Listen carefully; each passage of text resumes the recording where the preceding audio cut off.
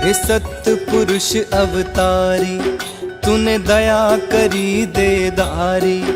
हे सतपुरुष अवतारी, तूने दया करी देदारी। दया करी देधारी, थारे मुख से बरसे नूर, मुख से बरसे नूर।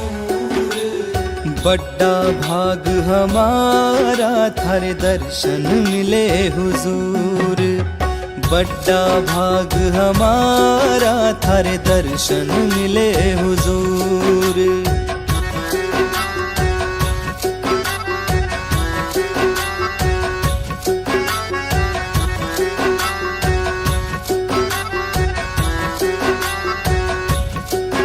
थारे नाम से मिलती भक्ति दौलत, मेरा तन मन धन है आप बदौलत। थारे नाम से मिलती भक्ति दौलत, मेरा तन मन धन है।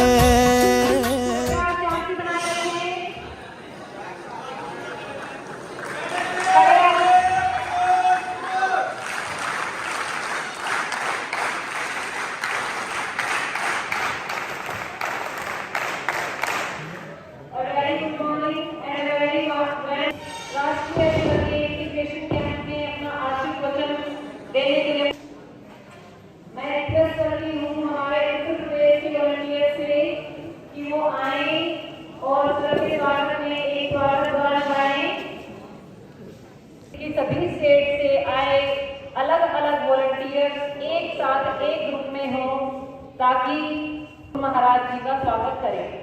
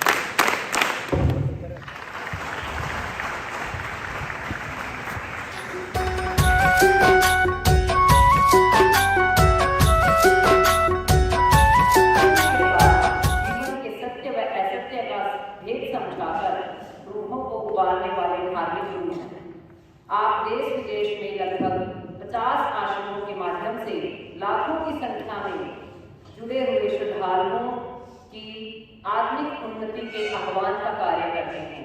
आपके प्रवचनों का आधार ही इंसान को इंसानियत सिखाता है। आप कहते हैं पहले इंसान बने, सत्संगी तो आप अपने आप ही बन जाएंगे। आप नशा मुक्ति के साथ साथ पर्यावरण व प्रकृति संरक्षण पर विशेष बल देते हैं। आपने अभी तक लाखों लोगों को नशामुक्त किया है तथा आप कन्या भ्रूण हत्या के खिलाफ जोरदार मुहिम चलाए हैं। माता का रोकने और मन की शुद्ध भावना पर भी आप जोर देते हैं। आपने मुख्य अध्यापक पद से ऐच्छिक सेवा निवृत्त होकर भी अपने गुरु के रूप से यह दायित्व संभाला था। मैं एक बार फिर दिल की गहराइयों से चौधरी बंसीलाल विश्वविद्यालय की NSS सेल की तरफ से आयोजित किए गए राष्ट्रीय एकता शिविर में आपका स्वागत करती हूँ, आपका अभिनंदन करती हूँ और साथ ही आपसे रिक्वेस्ट भी करती हूँ कि हमारे विभिन्न 15 प्रांतों से आए हुए स्वयंसेवकों को अपने आशीर्वचन से आप मुझे मोटिवेट करें। कुंवर साहब जी। सम्मानीय मलिक साहब, पूनिया जी, दूसरे अनेक राज्यों से NS के इंचार्जेस, विद्यार्थी लोग, इस कैंप में जितने भी आप आए हैं, मुझे खुशी है आपके बीच आके आपके साथ कुछ बातें साझा करने के लिए मुझे आमंत्रित किया गया। समय की व्यवस्था होते हुए भी मैं अपने आप को रोक नहीं पाया। उसके पीछे कारण है, मैं भी आपकी तरह से विद्यार्थी जीवन में ऐसे कार्यों में आगे रह के बढ़ चढ़ के हिस्सा लिया। अपने विद्यार्थी जीवन में स्पोर्ट्स में रहा, NCC के BC सर्टिफिकेट हमने पास किए। हमारे टाइम में ये नहीं होता था जो आज सेवा का कार्य, जिस पर विशेष रूप से विद्यार्थियों को आज सिखाया जाता है ताकि समाज में जाके उनमें भाईचारे की, आपस में मित्रता हो, जाति और धर्म का ख्याल न रहे, लोगों में एक अच्छा संदेश दें कि हम किस प्रकार से सेवा करके लोगों के मन को जीत सकते। अध्यापन कार्य किया, मैंने अध्यापक रहा, अब भी अध्यापक ही हूँ। फर्क सिर्फ इतना है कि अब आध्यात्मिक गुरु के रूप में काम करता हूँ, लेकिन हूँ अध्यापक। इंसान अपने जीवन में हर पल हर घड़ी जितने लोगों से मिलता है, जितनी घटनाएं उसके जीवन में बीतती हैं, उनसे सीखता है, सीखना चाहिए। अगर हम किसी भी चीज की अनदेखी करके पासबाई कर जाते हैं, निकल जाते हैं, क्योंकि उनसे हमारा संबंध नहीं रहता। परंतु मैं कहता हूँ कि इंसान जिसमें बुद्धि है, ज्ञान है, विवेक है, उसको हर घटना से ही संबंध अपना जोड़ना चाहिए। सब प्राणियों में इंसान सबसे उत्तम प्राणी है। 4 खान में 84 लाख प्रकार के जीव जंतु पशु पक्षी हैं, लेकिन इंसान से उत्तम कोई भी नहीं है। तो इंसान में सब प्रकार के ज्ञान और बुद्धि होने के कारण इससे सर्वोपरि माना गया है। और जो इंसान समाज कल्याण के हित के भलाई के कार्य करता है, 2 प्रकार की सेवा है। एक सेवा है हमारे स्वार्थ के लिए, स्वार्थ की सेवा हम सब करते हैं। स्वार्थ का मतलब जिस आम भाषा में हम स्वार्थ कह देते हैं, सेल्फिशनेस नहीं, सेल्फिशनेस। स्वार्थ भी सेल्फिशनेस ही है, लेकिन वो हमारा एक कर्तव्य है, हमारी मजबूरी है, तो सबको करना पड़ता है। समाज में अगर हम स्वार्थ नहीं करते तो हम एक दिन भी जी नहीं पाते। लेकिन उस स्वार्थ में जो सेवा करते हैं, आप भी सेवा करते हो, कोई अध्यापक का कार्य करता है, कोई डॉक्टर का कोई और दूसरे डिपार्टमेंट्स में जितने भी कार्य करते हैं, उनके बदले में हम कुछ ना कुछ लेते हैं, सेवा तो करते हैं, लेकिन वो सेवा है कि स्वार्थ की सेवा। परंतु जिस सेवा का सबक आप सीखने के लिए आए हो उसको हम पर उपकार कहते हैं, पर हित कहते हैं। दूसरे इंसान के लिए भलाई और हित के बारे में जब सोचते हैं तो इंसान सेल्फिशनेस हो जाता है। उसके बदले में कुछ चाहता नहीं है। अगर उसके बदले में वो कुछ उनसे चाहता है तो फिर वो सेवा नहीं कही जा सकती। तो जो ये कार्य है, जो ये विभाग बनाया गया है संस्कार विद्यार्थियों को, जैसे पुराने जमाने में गुरुकुलों में जो शिक्षा दी जाती थी, एक ही गुरु सभी शिक्षाएं देता था, डॉक्टरी की भी, कानून की भी, खेती बाड़ी की भी, शिक्षा भी, सैनिक बनाने के लिए सब प्रकार के उनको युद्ध लड़ाई जितने भी मतलब कार्य थे सभी गुरु की जिम्मेवारी होती थी कि उनको सिखाते थे। यहाँ तक कि उनको सजा देने तक की कहते एक बार एक राजा का राजकुमार, वैसे तो राजाओं के लड़के जितने भी होते थे लड़के लड़कियां वो भी गुरुकुलों में ही रहते थे। अंतर इतना होता था वो थोड़े है अलग तरीके से उनको शिक्षा दी जाती थी, आम आदमी को दूसरे तरीके से दी जाती थी। बल्कि हमारे समाज में जब से ही सृष्टि की सतयुग से जो बातें इतिहास हमें बताता है, उस टाइम में डिस्क्रिमिनेशन का भेद था, जाति का भी था, नीच का भी था, गरीब अमीर का भी था, राजा प्रजा का भी था, भिन्नता चली आई है, हमेशा से चली आई है। लेकिन जिनके अंदर अच्छे गुण होते हैं उनको कोई रोक नहीं पाता है। उनके रास्ते में ना गरीबी आती है, ना कोई जाति आती है, ना कोई धर्म बाधा बनता है। इंसान को अपना सिद्धांत, अपने नियम, अपनी मोरलिटी और अपने चरित्र को ऊंचा बनाना चाहिए। तो राजा का लड़का जब शिक्षा पूरी हो चुकी, राजा को बुलाया गया कि अपने राजकुमार को आप लेके गए। गुरु ने उनको कहा कि अब इसकी शिक्षा पूरी हो चुकी है। जब राजा और रानी उसको लेने के लिए आश्रम में गए तो गुरु ने हुक्म दिया कि कुछ एक पेड़ से पकड़ी लकड़ी काट के लेके आओ। राजकुमार लेके आया। जब लेके आया आते ही उसको पीटना शुरू कर दिया। राजा को बड़ा दुख हुआ क्योंकि उसका राजकुमार था, उसके सामने उसकी पिटाई गुरु कर रहा था। गुरु का हाथ पकड़ कहने लगा आप तो किए, आपके साथ था, आपने इसके साथ यही व्यवहार किया होगा, लेकिन कम से कम आज हमारे सामने ना करो, हमें दुख लगता है। कहने लगा कि राजा ये इसका आखिरी सबक था जो मैंने इसको सिखाना था। ये भी शिक्षा है इसकी। बोला ये कैसी शिक्षा है? बोला कि आपके बाद ऊपर कोई राजा होगा और जब ये कोई न्याय करेगा तो सजा देते वक्त इसको ये पता होना चाहिए कि सजा में कितना दुख लगता है, ये कैसी सजा किसको कितनी देगी। इसलिए ये भी शिक्षा थी, ये भी उस शिक्षा का एक अंग है। तो सिर्फ अक्षर ज्ञान को प्राप्त कर लेना, कागज की डिग्रियां ले लेना सिर्फ इंसान को इंसान नहीं बनाता। जब तक इंसान में क्रियात्मक ज्ञान नहीं है। अब क्या है, आज देखते हैं अपने देश में डिग्रियां ले लेके बच्चे सड़कों पर बेकार घूमते हैं, किसमें तलाश करते हैं वो नौकरी की, जॉब नहीं मिलती। इंजीनियर हैं, पढ़े लिखे हैं, ढूंढते हैं नौकरी नहीं मिलती। अगर कहीं चपरासी 4th क्लास के लिए भी कोई पद खाली होता है, हजारों की तादाद में पहुंचते हैं, लेकिन उस शिक्षा के मतलब को नहीं समझते हैं।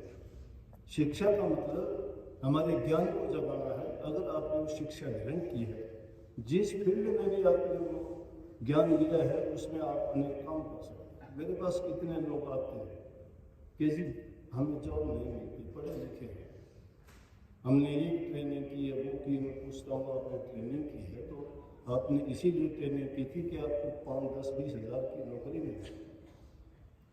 जिन लोगों ने पढ़ाई की, शिक्षा ली, हुनर जिन्होंने सीखा, उन्होंने तो नई नई चीज़ों का आविष्कार किया। क्या कभी उससे आगे बढ़ने का हम प्रयास करते हैं? हम लकीर के फकीर बन के सिर्फ अक्षर ज्ञान प्राप्त कर लिया, डिग्री ले ली और सोचते हैं कि हम कहीं टीचर लग जाएंगे, कोई वकील बन जाएगा, कोई डॉक्टर बन जाएगा, उससे आगे कुछ नहीं है। क्या जितने भी साइंस ने खोज की है, मेडिकल साइंस में जितनी भी की गई है और दूसरी नए नए आविष्कार हैं जिनको देख के हम हैरान होते हैं, किसने बनाए थे?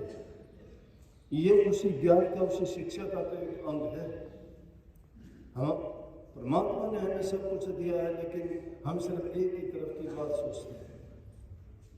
इसीलिए ये अंग जो जोड़ा गया है सेवा का, उसमें आपको यही सिखाया गया है कि अलग अलग हमारा देश एकता में अनेकता का संदेश देता है। आप भिन्न भिन्न राज्यों से आए हैं, अलग अलग भाषा है, अलग अलग आपके संस्कार हैं, अलग अलग रहने के तौर तरीके हैं, खाने पीने के हमारे अलग अलग सारे जो बने हुए हैं। कोई किसी ढंग से अपना जीवन जीता है, कोई दूसरे ढंग से जीता है, लेकिन यहाँ मिलकर जब एक दूसरे को हम देखते हैं, नई नई बातें सीखते हैं। उनसे मिलने से हमें जिन कई बातों का हमें नहीं पता हो, दूसरे से ही सीखते हैं। तो इंसान, मैं कहता हूँ, जन्म से लेके आखिर वक्त तक सीखता ही रहता है, कभी भी उसकी शिक्षा पूरी नहीं होती। और आप इस जगह में इस थोड़े से समय में जो संदेश लेके यहाँ से जाओगे और वहाँ जाके जब अपने साथियों को उनको बताओगे कि हमने वहाँ जाके ये चीज़ें ग्रहण की, जब उनको भी इस चीज़ के बारे में उनके मन में एक इच्छा जारी होगी कि हमें भी जाना चाहिए, हमें भी सीखना चाहिए, हमें भी करना चाहिए। अपने लिए हर इंसान जीतता है, दूसरे के लिए जो जीना सीख जाता है वो इंसान बहुत ऊंचा हो सकता है। इंसान के सिद्धांत और नियम होने चाहिए। जिसका चरित्र ऊंचा नहीं है वो इंसान कभी नहीं उठ पाता है, और जिसके चरित्र जबकि उड़ाने ऊंची होती है तो रोकने वाला भी कोई नहीं होता है। रुकावट कुछ समय के लिए उनकी बाधा बढ़ जाती है। इस दुनिया की तरफ तो अगर देखोगे ना तो तुम्हारा कोई नहीं है। कभी सोचते हो ये वो हमारा है, वो हमारा नहीं। यहाँ कोई किसी का नहीं, जिससे जब तक मतलब हल होता है तब तक वो उसका है। तुम्हारे से जब तक किसी का मतलब है तब तक तुम्हारा है, जब उसका मतलब किसी दूसरे से पूरा होना शुरू हो जाएगा तुम्हारा नहीं रहेगा। इसलिए ये चीजें इंसान कहाँ सीखेगा? सामाजिक प्राणी है इंसान, समाज में रहकर ही सीखता है। लेकिन जो इंसान पर हित करना सीख जाता है वो अपने बारे में कभी नहीं सोचता।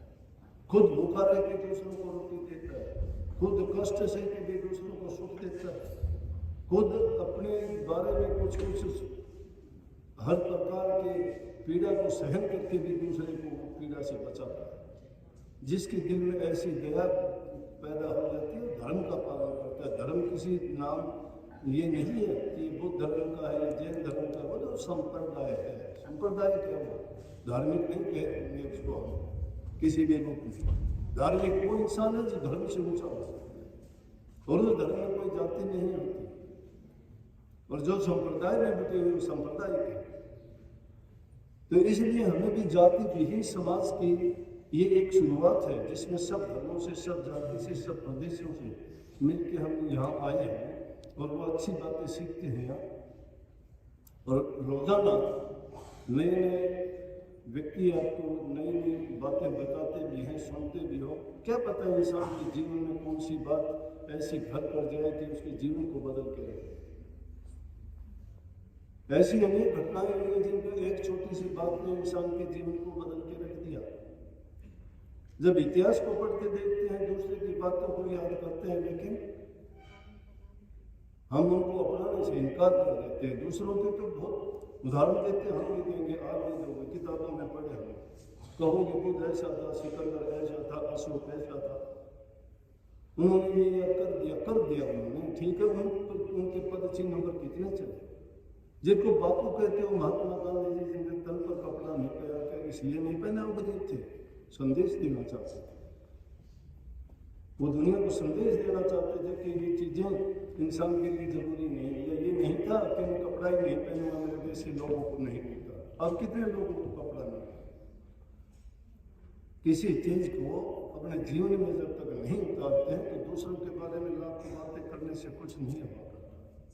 जब भी कोई चीज़ अगर सीखते हो आप विद्यार्थी हो, ये मत सोचो कि सिर्फ आप पढ़ाई के लिए, सिर्फ डिग्री हासिल करने के लिए या कोई नौकरी के लिए ही आप वो काम कर रहे हो। नहीं, ये सीखो हम एक नेक चरित्रवान अच्छे इंसान, परोपकारी हित, दूसरे का हित करने वाले समाज सुधारक के रूप में जो हमारे से दूसरों के लिए कल्याण के हित की हो सके कि हम करें। और जो दूसरे के हित की सोचता है ना, उसका हित परमात्मा अपने आप करता है। वही आदमी धार्मिक है, वही आदमी विश्वासी है, उसी आदमी के पूरे काम वो संतोषी हो जाता है। जिस इंसान को संतोष आ जाता है उसको दूसरी चीज़ों की ये परवाह नहीं होती कि उसे क्या मिला क्या नहीं। मैंने ऐसे ऐसे सेठ साहूकारों को देखा कि पैरों में तो उनकी टूटी चप्पल होती है, धोती उनकी पुरानी कभी की होती है, दान करते वक्त वो देखते ही नहीं कि कितना दान करना है, कह देते कुछ भी कर, कुछ भी लगा दो, दूसरों के हित की करते हैं। तो ये नहीं कि वो उनके काम आता है, लेकिन जो ये सीख जाता है कि सभी परमात्मा की संतान है, उन दूसरे लोगों को जिनको जरूरत है, जरूरतमंद की जब सहायता करते हैं, अपने माँ बाप की तो वो सेवा करना मजबूरी है, अपने रिश्तेदार की मदद करना हमारी मजबूरी है, समाज हमें वो सेवा। लेकिन अगर किसी दूसरे की मदद करते हो, समाज तुम्हारे सिर आंखों पर बैठा रहेगा। इसलिए माँ बाप की सेवा करते वक्त कोई नहीं कहता, थोड़ी एक बात में सब खत्म करते कि माँ बाप की सेवा की इसने, लेकिन जो दूसरों की सेवा की वो सदा के लिए अपना नाम अमर कर जाता है। कोई देश का बापू बन जाता है, कोई देश का चाचा बन जाता है, कोई देश का मामा बन जाता है। पर हित समान धर्म नहीं, कोई दूसरे के हित के समान कोई धर्म नहीं है दुनिया में। लेकिन सिद्धांत इंसान के, उसका चरित्र ऊंचा होना चाहिए। जिस इंसान का चरित्र नहीं है, कहने को दुनिया बहुत कुछ कहेगी, कहने को तो परमात्मा राम को भी नहीं बख्शते कहने वाले, लेकिन उन आदमियों को परवाह नहीं करनी चाहिए जिस प्रकार से बहती हुई नदी पहाड़ों में से गुजरती है तो उसको अपना रास्ता बनाने के लिए नहीं, चलती रहती है। सिलाई तो अपने आप कट कट के उसके अंदर गिरती रहती है, वो रोक नहीं पाती उसको। उसका प्रवाह बना रहना चाहिए, उसका वेग नहीं रुकना चाहिए। तो कभी भी इधर उधर की बातों के कारण, दूसरों के लोगों की आलोचना के कारण हमें हीन भावना अपने हृदय में नहीं जानी चाहिए। ए मैन को do what a man has done, एक इंसान वो कार्य कर सकता है जो दूसरे इंसान ने किया। सुकरात को जेल में डाल दिया गया, मौत की सजा दे दी गई, तारीख निश्चित कर दी गई। सिद्धांत वाला इंसान था, जीवन के रहस्य को समझा था, इंसानियत की महत्व को जानता था। जब उसको फांसी की सजा हुई, उसके शिष्य गए उसके पास और जाके कहने लगे कि आज रात को हम आपको यहाँ से निकाल देंगे, क्योंकि अगर आपको नहीं निकालेंगे तो कल को आपको फांसी दे देंगे। बोले किस लिए निकालेंगे? बोले हमने सब इंतजाम कर लिए, हम नहीं चाहते कि आपको फांसी तोड़ा जाए। कहने लगे क्या चाहते हो तुम? इस जेल में मुझे नहीं रोके, मैं नहीं चाहता कि मेरे कारण मुझे ले जाओ, निश्चित रूप से मुझे निकाल दोगे, लेकिन मेरे निकालने के कारण मैं वो जीवन नहीं जीना चाहता कि मेरे सिद्धांत मर जाए और मैं जीता। मुझे मौत नहीं, मैं तो मौत को अपने आप पास बुलाता, मौत मेरे पास नहीं आता। उस जीवन से इंसान का जीना क्या है जिस इंसान के सिद्धांत गिर जाते हैं, जिसके अंदर वफादारी नहीं है, जिस इंसान के अंदर सच्चाई नहीं है। जीवन तो सबका अंत एक है, सबका होना है, लेकिन क्या तुम उसको अपने चंद लालच के लिए और स्वार्थ के लिए अपने सिद्धांतों को गिरा दो? इंसान अगर नजर से गिर जाता है नहीं उठता है, गिरते हुए को हर इंसान उठा देगा, जलते हुए की भी अग्नि बुझा देगा, गरीब की भी कोई मदद कर देगा, लेकिन जो इंसान नजर से गिर जाता है उसको उठाने वाला कोई नहीं होता। कभी किसी की नजर से ना गिरो, जिसके बन जाते हैं उसे वफादारी करो। नमक जिसका खाते हो उसको नमक हलाली करो, चाहे वो तुम्हारे से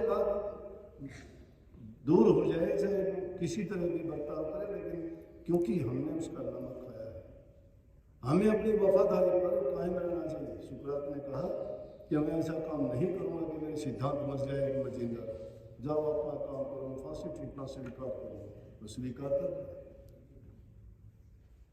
जो इंसान अपने जीवन में अपने नियमों को निर्धारित कर लेता है, जो किसी के रास्ते में बाधा नहीं बनते, किसी को कष्ट नहीं देते, वो आदमी कभी भी ना मौत से डरता है, ना दुखों से डरता है, ना बदनामी से डरता है, क्यों? उसको पता है वो क्या है। इंसान अपने आप को अगर पहचान जाता है मैं कहाँ हूँ, मैं क्या हूँ, जो इंसान अपने सिद्धांतों जैसे उसको आत्म गलानी होगी, और जिसको अपनी आत्मा कोस देती है वो इंसान जिए या ना जिए। अभी नए विद्यार्थी हो, शायद आपको इन बातों का ख्याल नहीं है। जीवन में कदम आगे जाकर रखोगे, आपके सामने बहुत बाधाएं आएंगी, हर प्रकार के दुख कष्ट, समाज में अनेक प्रकार के लोग होंगे जो तुम्हारे रास्ते में सही चलते हुए भी तुम्हें गलत साबित करने का कोशिश करेंगे, लेकिन तुम अगर अपने सच्चे रास्ते पे चलते रहोगे तो वो किसी प्रकार के तुम्हें बाधक बनके नहीं नीचा दिखा सकते। इंसान गिरता कब है? जब खुद गिर जाता है। दूसरे नहीं गिराते इंसान को, स्वयं गिरता है, अपने कर्म से गिरता है, अपने धर्म से गिरता है। इसलिए शर्म कर्म और धर्म पर जो इंसान पक्का रहता है, शर्म मेहनत को कहते हैं, जो शर्म आप करते हैं। आपको देखेंगे दूसरे लोग गलियों में सफाई करते हैं, उसको देख के उनको प्रेरणा मिलेगी कि देखो ये विद्यार्थी पढ़ने वाले हैं, अच्छे घर से हैं, कपड़े उनके कैसे हैं, और ये ऐसा करते हैं, लेकिन हम नहीं करते।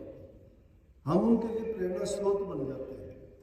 ये 2 दिन की सफाई तो शायद शहर को साफ नहीं कर पाएगी, गली को साफ नहीं कर पाएगी, लेकिन आपको जो एक गुप्त संदेश देगी कि दूसरे की भलाई करने में, काम करने में, दिल लगाने में जो तुम्हें खुशी मिलेगी, वो खाली बैठ के बेकार की बातों से, दिमाग में कचरा डालने से। जो इंसान बेकार बैठता है, कुछ काम नहीं करता है, वो अपने दिमाग के अंदर कचरा ही भरता रहता है, सोचता रहता है, उन बातों को सोचता है जिनका कोई महत्व नहीं, कोई मायने नहीं, कोई उनसे हमें कुछ हासिल नहीं होता। अपने जीवन को अच्छा और साकार बनाने के लिए बस अपनी सोच को सुधार। कभी भी नेगेटिव नकारात्मक विचारों को ना, नकारात्मक विचार तो पहले ही एक्टिवेटेड है हमारे। नकारात्मक विचार, नेगेटिव पावर तो एक्टिवेटेड है, जन्म से ही है। बुराइयां सिखानी नहीं होती किसी को। कोई कॉलेज, कोई संस्था नहीं है जहाँ इंसान को ये पाप कर्म, दुष्कर्म या नीच कर्म सिखाए जाते हो। कोई विद्यालय, कोई शिक्षालय, कोई उसके प्राध्यापक और कोई टीचर नहीं है, लेकिन अपने आप सीख जाते हैं। लेकिन अच्छे गुणों के लिए हमें सिखाया जाता है। घर में माँ बाप से शुरू होती है हमारी शिक्षा, और उसके बावजूद भी वो हमारी पॉजिटिव पावर्स को हम नहीं दिखा पाते। जो इंसान अपने विचारों को, पॉजिटिव पावर्स को जगा देता है, वो कैसे? दूसरे के देखने से, एक किसी के देखने से इंसान अपने चरित्र में उस चीज को लागू कर सकता है, दूसरे के कहने से कर सकता है। लर्निंग बाय डूइंग होता है आदमी का, करके भी सीखता है, दूसरे को करते हुए देख के भी सीखता है। अच्छी बात को तभी अपना लेना चाहिए, चाहे वो कहीं से भी मिले, किसी से भी मिले, और जिससे भी मिले वही तुम्हारा गुरु है। दत्तात्रेय जी के 24 गुरु थे, और उन 24 गुरुओं को इंसान कोई भी गुरु नहीं था। इंसान गुरु नहीं, कौन गुरु थे? कहीं पहाड़ को गुरु बनाया, कहीं नदी को गुरु बनाया, कहीं सूर्य को गुरु बनाया, चंद्रमा को बनाया, जानवरों पक्षियों को बनाया। क्यों बनाया? कि उनसे उनको शिक्षा मिली। तो इसलिए मैंने शुरू में बैठते हुए जो बात कही थी कि जीवन में हर चीज से हमें हर पल कुछ न कुछ ग्रहण करने के लिए मिलता रहता है, लेकिन क्योंकि हमारे मन के कपाट हमने बंद कर रखे हैं, जिन चीज़ों से हमें कोई मतलब नहीं होता, हमारा स्वार्थ नहीं होता, हमें कोई लालच और हमारा किसी प्रकार की उनसे कुछ मिलता नहीं है, तो उन चीज़ों की हम परवाह नहीं करते। लेकिन एक भी चीज़ दुनिया में ऐसी नहीं है कि जिससे हमें कुछ ना कुछ ना मिले। एक एक चींटी से लेके हाथी तक, एक छोटे से पौधे से लेके कितना संघर्ष तो हर इंसान को करना पड़ता है। जो संघर्ष से घबरा जाता है कहाँ जाएगा? मैं तो मेरी बात आपको बताता हूँ। जब मैं छोटी उम्र का था, इस ऐसे गांव में रहता था कि 12 किलोमीटर साइकिल पे जाता। 30 रुपए की पुरानी साइकिल लेके गया, रास्ते में पंचर हो जाती तो साइकिल मेरे पर होती थी, और जाना भी स्कूल में टाइम पे मुश्किल होता था। लेकिन क्या वो चीजें रोक पाई थी? रुस्तमों की कमी सरजमी पर नहीं, जितने आए थे उतने ही चलते गए। जिनकी ऊंची उड़ाने दौड़, बड़ी दौड़ थी, लड़खड़ाए कदम तो टहलते गए। करने को जिस काम में लगे हो उस काम को पूरी लगन के साथ, पूरे प्रेम के साथ, पूरा अपना जान के जो तुम करोगे तुम्हें बहुत कुछ उससे मिलेगा।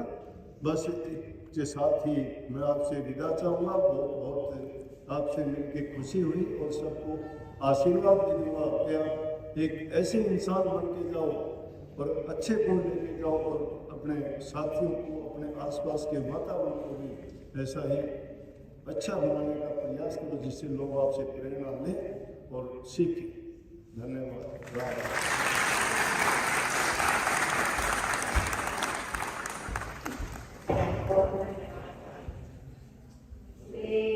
सहजता से, इतनी सरलता से आपने वॉलंटियर्स को त्याग की भावना, नोट दी बड़ी जो कि एनएसएस का मोटो भी है कि मैं नहीं बल्कि आप की दूसरों की सेवा करने की भावना को सिखाया। हम आपका बहुत धन्यवाद करते हैं और साथ में इनवाइट करती हूँ डॉक्टर सुरेश को जो एनएसएस कोऑर्डिनेटर हैं कि वो आए और एक vote of thanks Guru Maharaj जी के लिए प्रस्तुत करें। डॉक्टर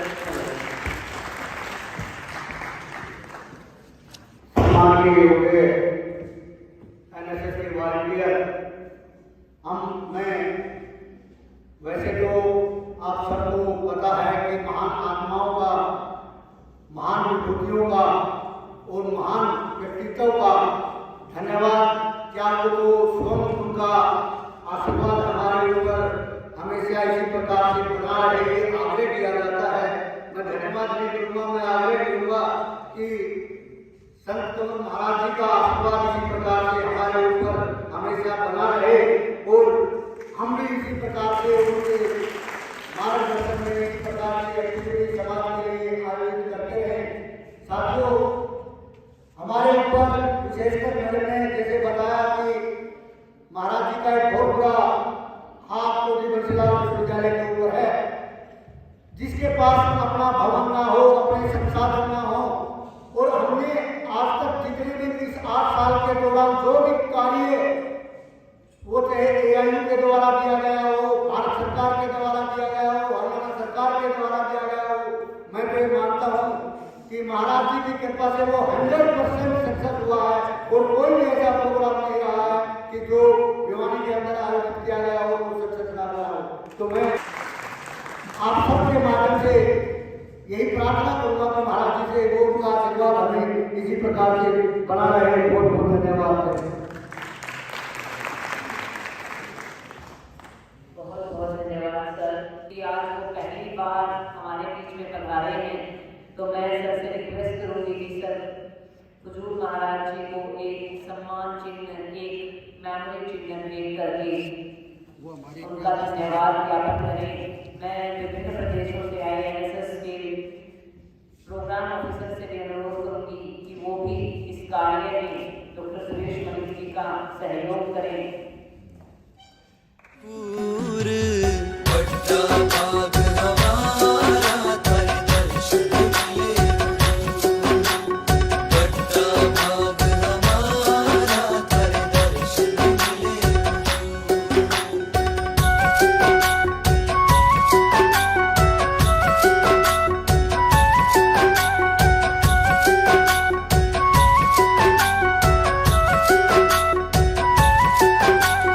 काल दयाल का झगड़ा भारी, वही बचे जो है शरण तुम्हारी। काल दयाल का झगड़ा भारी, वही बचे जो है शरण तुम्हारी। हे पार ब्रह्म निर्गुण सत्य ज्ञानी, सर्वेश्वर शाश्वत निष्कामी। सर्वेश्वर शाश्वत निष्कामी, सर्वेश्वर शाश्वत निष्कामी। सतगुरु कवर दो धीरा, सुनो हाजिर वक्त कबीरा। हरि केश की हर के पीरा, करो सत्यलोक में सीरा। माया मद मोह लोभ अहम को कर दो चकनाचूर।